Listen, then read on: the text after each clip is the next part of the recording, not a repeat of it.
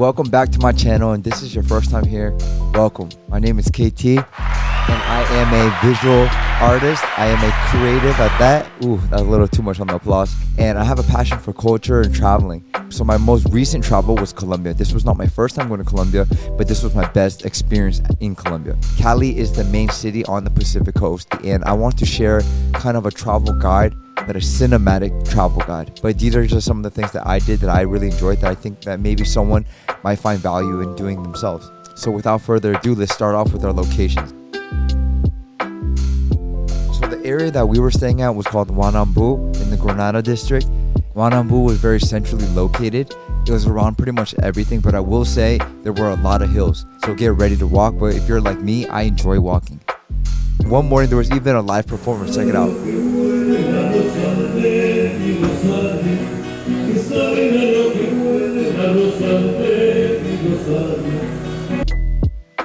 Some of the bordering neighborhoods as well were very aesthetic, and they were very nice as well, like Santa Teresita and El Peñon. El Peñon, from what I can see and from what I've heard, is a little bit more of an expat-friendly neighborhood. I saw a lot of restaurants that were like fusion restaurants, so I'm assuming it kind of caters to a more international demographic. And also San Antonio. A lot of art, a lot of murals. There was a pretty good park up there on top of the hill that had a good overlook of the entire city. And I heard from a native Caleño that you do not go east or west. You stay north or south. And the areas that I just named were all in the north. And every area that I went to seemed very safe, very walkable, very tourist friendly. People who do not know, Cali is the salsa capital.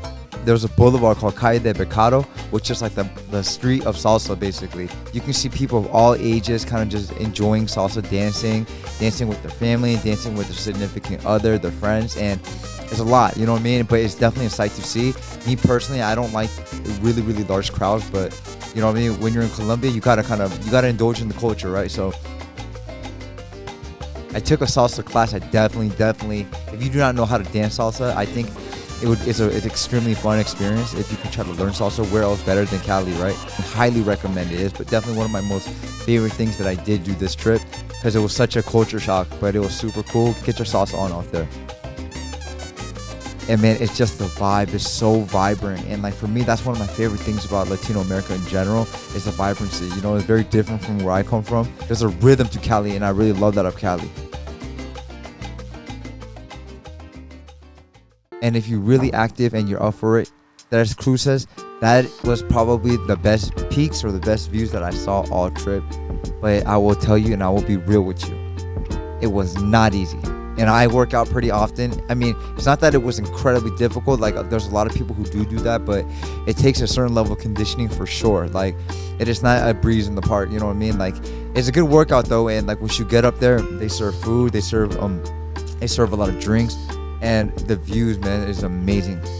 Next thing is Market Alameda. That to me, this was like probably my favorite place in Cali. I don't know why. I'm typically like that. I'm a foodie. Any country I go to, I like to go to the local markets. They have a lot of fruits that are exotic and native to Cali, to Colombia only. And at this market, you can purchase all these exotic fruits, and they'll peel them and give you samples, and you can try it out there in real time. And to me, that was amazing. I love that about Colombia in general, about all the fruits, the abundance of all these exotic fruits.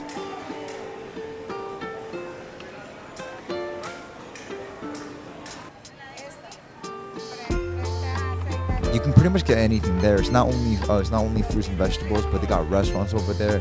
They sell souvenirs. You know what I mean? They sell anything you want. So like, but go out there, because you could really see how people in Cali. It's a little bit more tourist, but I guess the structure of that market is kind of a very local thing to do, you know. So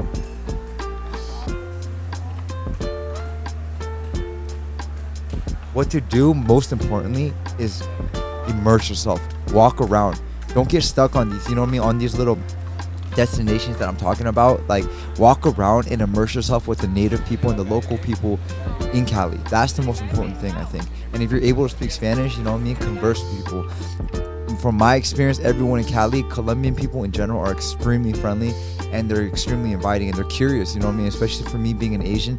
They're very curious about me, and you know what I'm saying, I was curious about them, so that was pretty cool.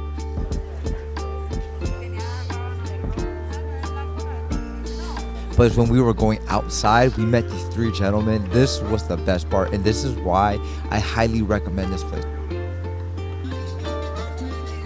We met these few gentlemen over there, and they all had their own little booth, but they were talking about their friendship for over 30 years. They did military time together. And yo, one of them even, you know what I'm saying, you might lose your girl while you're out there though, because they got their salsa, but doing salsa in the street, that was such a beautiful moment to record. And my girlfriend had so much fun.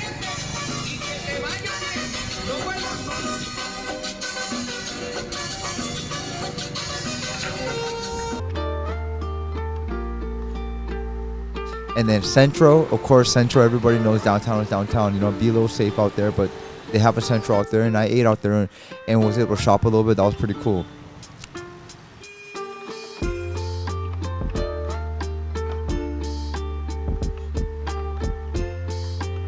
Cristo Rey was probably my top 3 destinations I wanted to do in Cali, but it was closed. So keep that in mind, at least as of now. The park in San Antonio that I mentioned earlier, there was like a little hill that they made like a makeshift slide out of, like with crates, and I thought that was super cool because even with like a lack of like resources, you can become more resourceful, you know what I mean, and you get more creative with your entertainment. And to see kids just kind of sliding down with the crates, like I thought that was super cool to see. Lastly, it's the historic center, and this is a perfect segue into what to eat, because right by the historic center you will get the best cholao. Cholado is a shaved ice mixed fruit dessert, I guess, right? And because, like I said, Cali is very caliente. It is very hot. The weather is extremely hot. The climate is hot, it being the Pacific coast. And what better than to battle the hot weather with shaved ice and fresh fruit? All the exotic fruits that I mentioned before. So cholado, raspado, and salpicon. Raspado is like a raspberry concentrate, and a salpicon is like a concoction, is a mix of all types of fruits like mango, papaya, pineapple, and all that. But they sell it everywhere in Cali. The soups out here, so obviously Cali being the Pacific coast, they're going to be pretty dominant in seafood, right? They sell a lot of cazuelas or sancochos with fish or all types of seafood. Take advantage of the seafood. And of course the empanadas, you know, it wouldn't be Colombia without empanadas. It wouldn't be South America without an empanada. You know, almost most South American countries have their versions of empanada, but Colombia empanadas are very, very common to eat in your commutes or just throughout the day. A little snack here and there. Sugarcane juice. I love sugarcane juice. It's like a lemonade. Man, so good. You gotta get yourself one of that while you're walking through Central or wherever you're at. And this right here is probably the most famous fruit in Cali. It's called chontaduro. Chontaduro is an aphrodisiac. It's a very famous aphrodisiac. Chontaduro is extremely famous. It's native in Cali. But me personally, I don't really, you know, the texture kind of felt like, it was very starchy. It felt like a potato almost. It's not like a sweet fruit. Like, you know, you kind of think like fruits are pretty sweet, but to Market Alameda, the restaurants, there's a restaurant called Basilia. I went there for Basilia, but when I went there the first time, it was closed. The restaurant right next door called El Costeño or something like that, that place was super good. Everything you're eating on the menu is like sourced directly from that market. All the produce is purchased and it's cooked in the kitchen. Literally, like the travel time between the produce to it being on your plate is extremely small, so you can't miss it.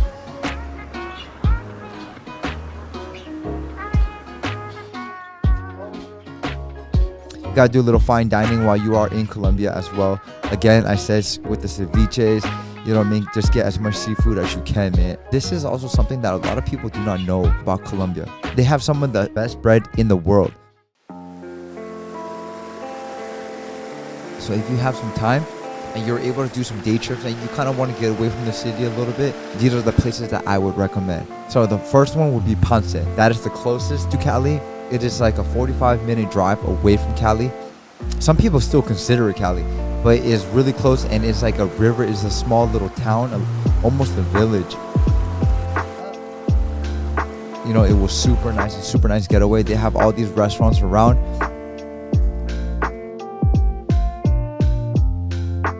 The second destination would be Buga. Buga was about like an hour and a half, hour away. So Buga is known for their pink church. And it's pretty interesting because inside of the pink church, they actually praise a black Jesus.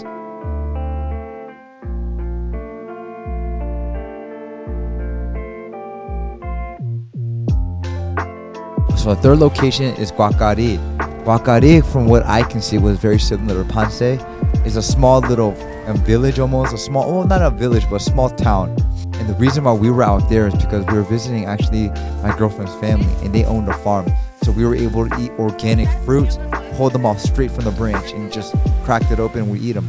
My favorite fruit was definitely cacao. Man. And finally, the furthest destination, this was about 2 hours away. It's called San Cipriano. It's right in between Buenaventura and Cali. San Cipriano, that was by far the best destination of the trip. Highlight of the trip, the most intense though, for sure. So that everywhere like Ponce and Guacari was like a little bit taste of nature. San Cipriano was full blown. You're completely immersed in the biodiversity of Colombia, but in the best way ever, man.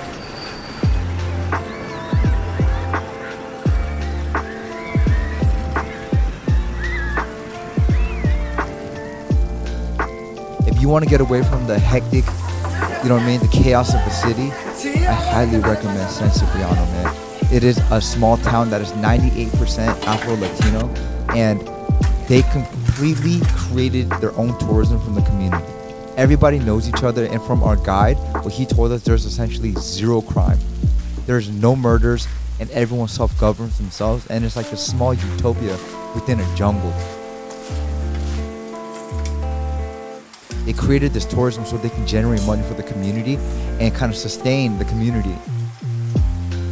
You get a guide, and he basically takes you around all these activities to waterfalls in the forest, and it is the most beautiful, I cannot even describe. Hopefully you can see a little bit through these videos, but it is nothing like I've ever seen, and I travel quite a bit, man. This was definitely the highlight of the trip.